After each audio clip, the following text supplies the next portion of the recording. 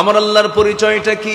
তাবারাকাল্লাযী জাআলা ফিস সামাই বুরুজান ওয়া জাআলা ফিহা সিরাজান ওয়া কমারান মুনীরা ওয়া হুয়াল্লাযী জাআলাল লাইলা ওয়ান নাহারা খিলফাতান লিমান আরাদা আন ইয়াযাক্কারা আও আরাদা শুকুরা। জোরে বলুন আল্লাহু আকবার। কি পরিচয় তার! আল্লাহু আকবার। এমন পরিচয় পৃথিবীর কেউ দিতে পারবে না। বিশাল আকাশ, বিস্তৃত জমিন, এর মাঝে যা কিছু আছে সকল কিছুর মালিকানা কার? আল্লাহ তাআলা। আল্লাহ রাব্বুল আলামিন আরেক জায়গায় তার পরিচয় দিচ্ছেন একই স্টাইলে। অন্য সূরার মধ্যে আসছে, সূরা ফুরকানে বললাম দুটো আয়াত। সূরা মুলক আল্লাহ রাব্বুল আলামিন বলেন, তাবারাকাল্লাযী বিয়াদিহিল মুলকু ওয়া হুয়া আলা কুল্লি শাইইন কাদির। জোরে বলুন আল্লাহু আকবার। আল্লাহ পাক এখানে মুলুকিয়াতের কথা বলেছেন, রাজত্বের কথা বলেছেন। গোটা পৃথিবীর রাজত্ব কার হাতে? আসতে বলবেন না, কার হাতে? আল্লাহর হাতে। সর্বোপরি আমরা আল্লাহর সহজ একটা পরিচয় যদি জানতে চাই, সুন্দর করে আমরা সবাই ঠোঁট মিলিয়ে সবাই বলুন, আলহামদুলিল্লাহি রাব্বিল আলামিন আর রহমানির রহিম মালিকি ইয়াউমিদ্দিন। রবকে? রব্বুন নাস না রব্বুল আলামিন? রব্বুল মুসলিমিন না রব্বুল আলামিন? রব্বুল আলামিন।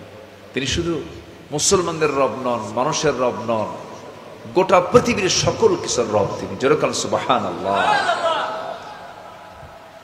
আরেকটা ছোট্ট একটা সূরার মধ্যে আল্লাহ রাব্বুল আলামিন তার নিজের পরিচয়টা পরিপূর্ণ রূপে দিয়েছেন। যারা পারেন ঠোঁট মিলিয়ে বলুন, কুল হুয়াল্লাহু আহাদ আল্লাহুস সামাদ লাম ইয়ালিদ ওয়া লাম ইউলাদ ওয়া লাম ইয়াকুল লাহু কুফুয়ান আহাদ। সূরার নাম কি? এটা জোরে বলেন। অনেকে সূরা ইখলাস কিন্তু পারেন না, অনেকে কুলহু পারেন। কি পারেন? কুলহু। হুজুর আমি তো ইখলাস বুঝি না, কুলহু পারি। সূরা ফাতিহা পারি না, আলহামদু পারি। এই দুটো সূরা যে শব্দ দিয়ে সূরার নামকরণ হয়েছে, এই শব্দটা ওই সূরার মধ্যে নাই। আর বাকি যে সূরাগুলো আছে, সূরা নাস, কুল আউযু বিরাব্বিন নাস, ফালাক, কুল আউযু বিরাব্বিল ফালাক। এরপরে কাউসার, ইন্না আ'তাইনাকাল কাউসার, আল কারিআ, আল কারিআতু মাল কারিআ।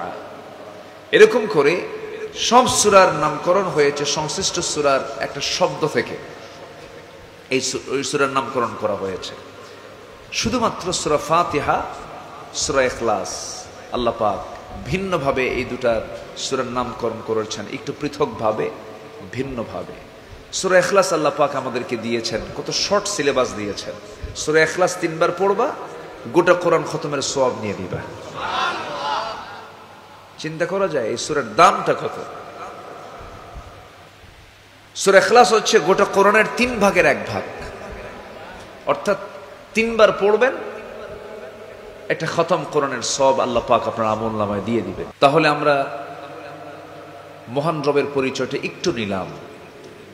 তাহলে আমরা কি দুর্বল রবের বান্দা? দুর্বল রব আমার আল্লাহ চোখে দেখেন না। লা তাখুযুহু সিনাতু ওয়ালা নাওম। আমার আল্লাহ তো দুর্বল না। তাহলে আমার আল্লাহ যদি দুর্বল না হন, মহাশক্তিশালী হন, তার সংবিধান, তার শরিয়া, তার যে বিধিবিধান, তার যে দ্বীন, যালিকা দ্বীনুল কাইয়্যিম, তার দ্বীন কি দুর্বল না মজবুত? কিন্তু আমরা তার দ্বীনকে আমরা কি করে রেখেছি? দুর্বল করে রেখেছি পরিকল্পিতভাবে। আমাদের সমাজের কিছু মানুষ দিনটাকে তারা নির্দিষ্ট একটা জায়গার মধ্যে তারা সীমাবদ্ধ রাখতে চান, কিন্তু না, কালিমাতুল্লাহিয়াল উলিয়া, আল্লাহর কালিমা বুলন্দ থাকবে, আল্লাহর কালিমাকে কেউ দাবিয়ে রাখতে পারবে না। ইসলাম ছিল, আছে, থাকবে। আল্লাহ তাআলা যেদিন আদম আলাইহিস সালামকে দুনিয়াতে পাঠিয়েছেন সেই দিনই ইসলাম আসছে। কোনদিন ইসলামকে কেউ নির্মূল করতে পারবে না। নির্মূল করতে আসবে যে, নির্মূল হবে সেই নির্মূল হয়ে যাবে। কারণ ইসলাম কারো বাবার না।